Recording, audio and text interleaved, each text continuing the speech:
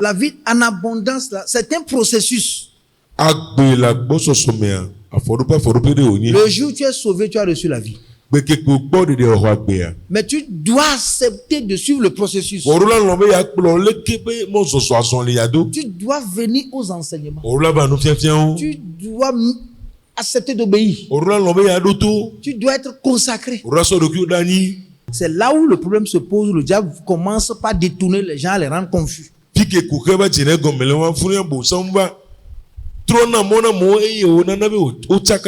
Ayant dans la tête beaucoup de choses, nous sommes détournés très tôt sur le chemin de la croissance. Je veux régler les problèmes. Il faut que j'aille glaner une prière par ici. Je veux régler les problèmes. Il faut que j'aille jeûner ici. Il faut que j'aille prier avec un inconnu. Et finalement, le but pour notre croissance, pour une vie en abondance là, est abandonné.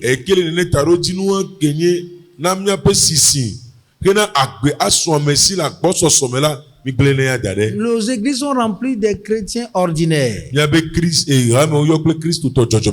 ne peut plus voir les disciples. On peut voir des gens consacrés qui peuvent vraiment aussi aider les autres. Tu as la foi, mais tu n'as pas fait d'expérience. Comment est-ce que tu peux aider quelqu'un? Tu as la foi, tu n'as pas accepté la persécution. Comment tu peux faire un disciple? C'est ça qui fait que beaucoup viennent à l'église, mais ils sont obligés de rester dans leur coin. Toi aussi, si tu avais la vie en abondance, tu peux aider quelqu'un, tu peux prier pour la délivrance.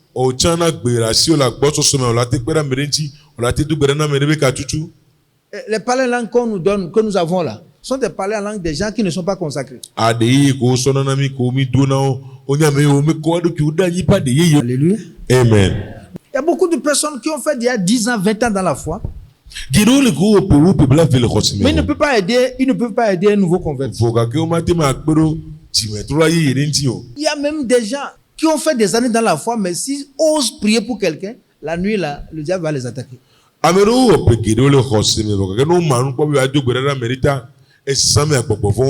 Non, ceci travaille dans tous les domaines.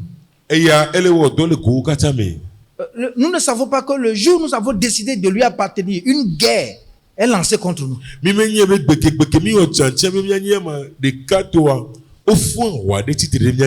N'oublie pas que tu étais pour certaines choses.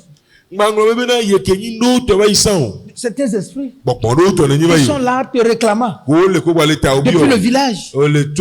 Les choses que tu as faites parlent contre toi. La vie que tu as menée est en train de parler contre toi. Et maintenant d'un seul coup, lui vient te prendre pour dire de venir. Et pendant que tu es allé dans les ces choses vont te poursuivre. C'est pourquoi il faut faire tous les efforts pour continuer à aller vers lui. Je ne veux plus voler. Je ne veux plus mentir. Non, je crois au Seigneur. Je ne veux plus. Tous les efforts. Parce que l'esprit de vol dit non, on est habitué. C'est l'adultère, s'il te plaît. Tu ne vas pas abandonner ce garçon. C'est maintenant que tu dis non, que les promesses deviennent nombreuses. Tu as fait tous les efforts. Si tu pries, ça ne marche pas. Il faut gêner. Si ça ne marche pas, demande le soutien jusqu'à ce que tu coupes ce lien. Mais beaucoup ne veulent pas faire d'efforts. Quand ça les dépasse, ils se soumettent.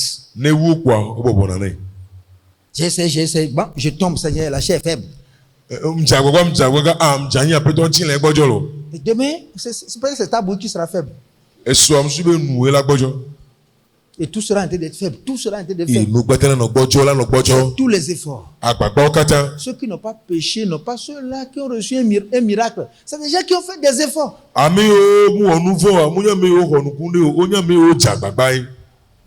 Et lorsque tu arrives à avoir une victoire, quelque chose vient pour s'installer là-bas. Il y a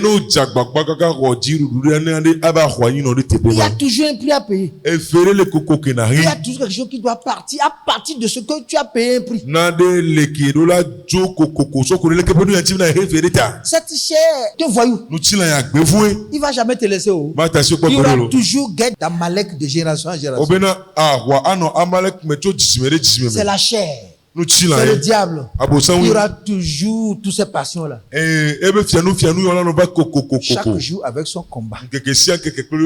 Chaque jour avec son combat. Si tu ne provoques pas, ça peut être un combat léger. Dis, je veux avoir encore. Je veux travailler pour grandir. Cette année, il va lire ma Bible. Il va s'enquérir de toi pour dire quoi? J'apprends que quelqu'un est en train de lire la Bible dans ce quartier. Faisons tout pour m'arrêter ça. Nous avons vaincu, ça fait déjà 5 ans, il n'a pas pu. Non, c'est pas cette année qu'on va échouer. Oubliez tout ce que sont passés en train de raconter. Il faut le dissuader. Tout mentir jusqu'à ce qu'il oublie, même il a déposé la Bible. C'est un combat. Donc c'est là la vie en abondance vient par le combat. Chaque combat gagné donne une vie. Chaque domaine où tu as gagné donne une vie. Ça dit, lorsque tu vaincus une situation, Dieu vient remplir ça.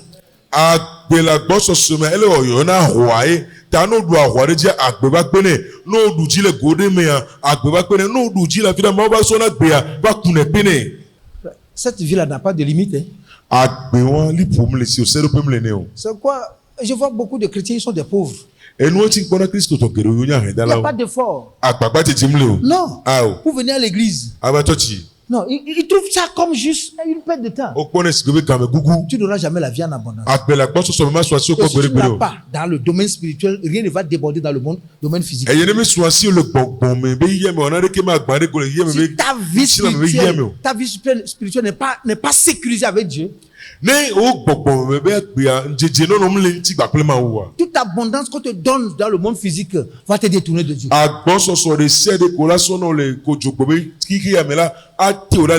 Si tu refuses, attends-toi à des compromis.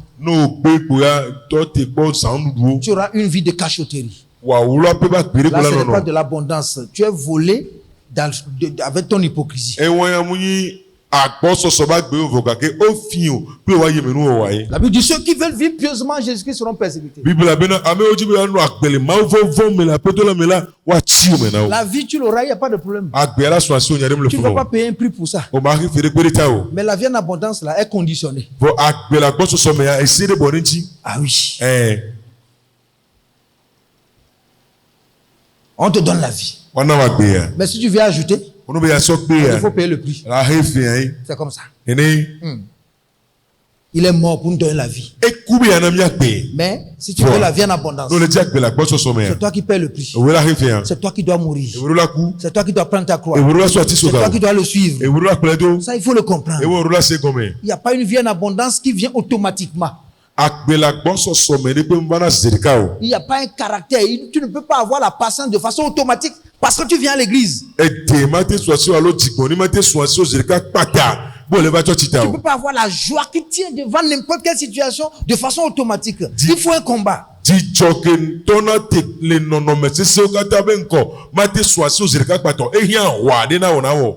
Alors tu vois, les chrétiens aujourd'hui sont contents, demain ils ne le sont pas. Non, il n'y a pas de carburant, il n'y a pas l'abondance là-bas. Tu te contentes du salut, tu ne veux pas souffrir. Il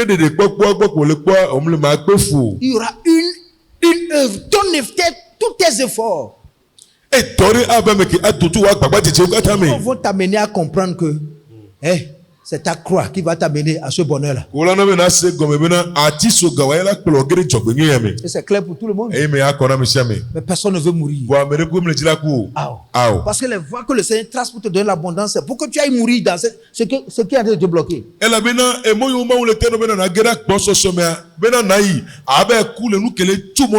Pour que tu aies la paix en abondance, il faut que tu meurs à ta tristesse.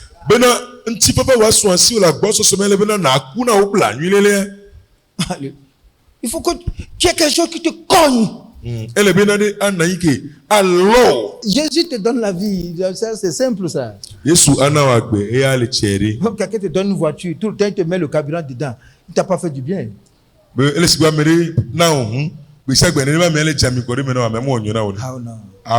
tu donnes la voiture, c'est toi qui dois la réparer, c'est toi qui dois mettre le carburant.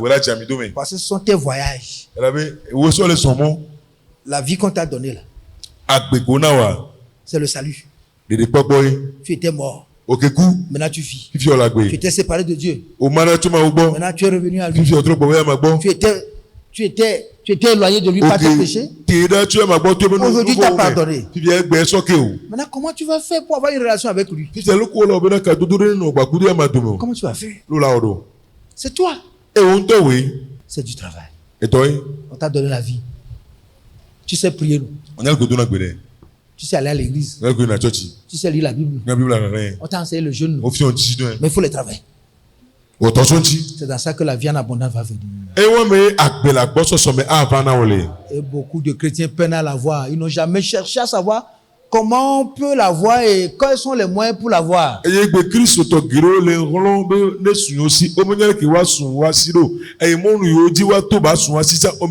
Après 10 ans, tu continues de piquer les mêmes crises de colère. Après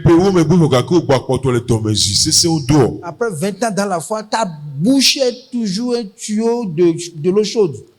Il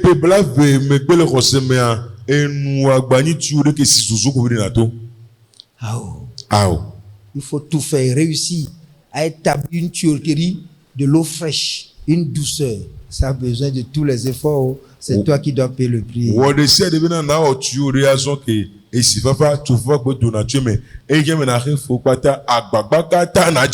Le fait d'être chrétien toujours ri là, on te dit non.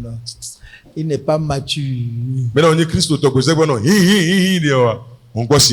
La vie en abondance, c'est la maturité. La vie en abondance, c'est la spiritualité. La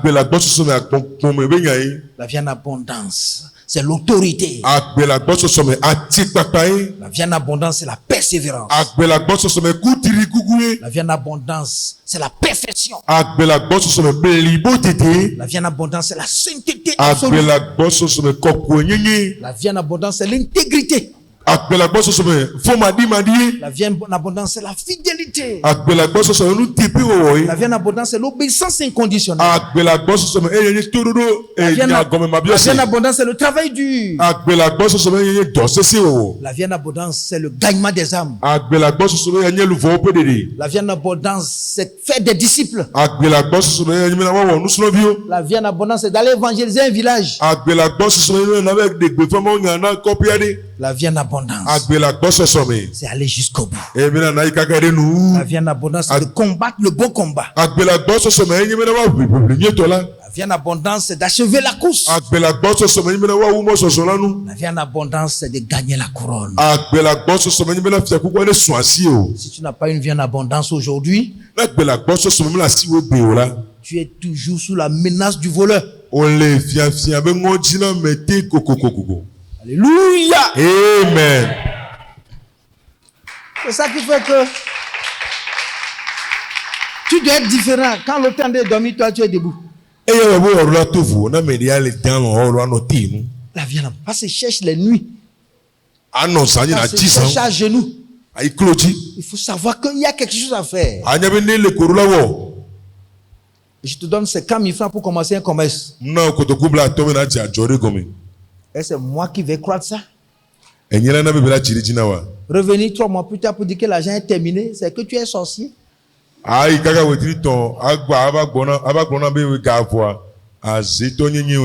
oui. Tous ceux qui ont fait ça dans la Bible, là, on les a jugés. On leur a donné des talents. On leur a donné la vie. Ils doivent multiplier. Quelqu'un allait enterrer pour lui. Quelqu'un a pris 1, il a gagné 1. Quelqu'un a pris 2, il a gagné 10. C'est toi qui dois travailler pour l'abondance. Ne rien faire, c'est enterrer le talent et le maître va te frapper. Il va t'appeler serviteur méchant. Yes. Tu as quelque chose en moi. Il t'a donné la vie. Avant qu'il y ait quelque chose qui vienne d'en haut, il faut que tu aies un dépôt toi-même. C'est le travail. C'est le travail. C'est tous les efforts. Sinon, tu vas passer encore une année rester là où tu es ou bien rétrogradé. Les chrétiens qui courent, ça là, c'est des rétrogrades. Ils doivent s'asseoir, apprendre, s'élever, travailler, revenir, apprendre, s'élever et aller travailler.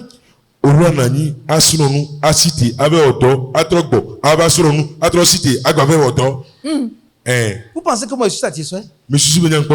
Jamais. Et je ne le serai pas jusqu'au jour où la trompette va sonner. Non. Frère, l'onction là, c'est dans l'émotion. Hein? L'onction ne change pas le caractère des. Ça te pousse à faire. Ton caractère et ton travail personnel. Je crois que vous allez voir, Moïse avait l'onction, mais il s'est cassé aussi les tables de loi. Alléluia. Amen. Tous les efforts. La vie en abondance, c'est toi. Ce qui est difficile, Jésus l'a fait. Tu ne peux pas mourir à la croix, il est mort pour toi. Tu ne peux pas te pardonner, il t'a pardonné. Tu ne peux jamais faire la paix avec lui, il l'a fait. Tu as réconcilié avec Dieu. Il est allé maintenant faire de toi une minute de réconciliation. Tout ce qu'il faut pour que tu puisses être à lui, il te l'a donné. Maintenant, voilà la parole. Ouvre tes oreilles au ciel. Maintenant, je suis là. Ce que tu veux, viens. D'autres sont allés avec des cuillères. D'autres sont allés avec des fourchettes. Il y en a qui sont allés avec des bassines. D'autres sont allés avec des conteneurs. Et nous sommes allés avec des bateaux.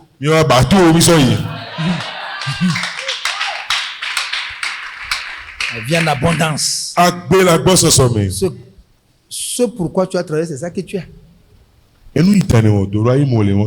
Personne ne t'a dit d'arrêter. Tu lis ta Bible, c'est toi-même qui arrêtes. Ou bien, moi je parle à l'église et je viens te forcer. Non. Même si tu ne lis pas cette année, aucune chicotte ne va te frapper. Mais sauf que tu n'auras rien.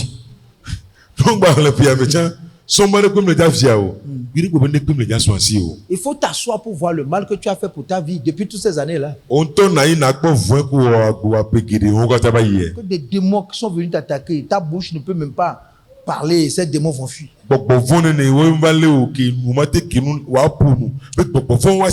L'autorité exercée dans la vie en abondance, ça se cherche. Dans une soumission incurable. Capacité à servir sous le pied de quelqu'un. Sinon, il n'y aura pas de transfert.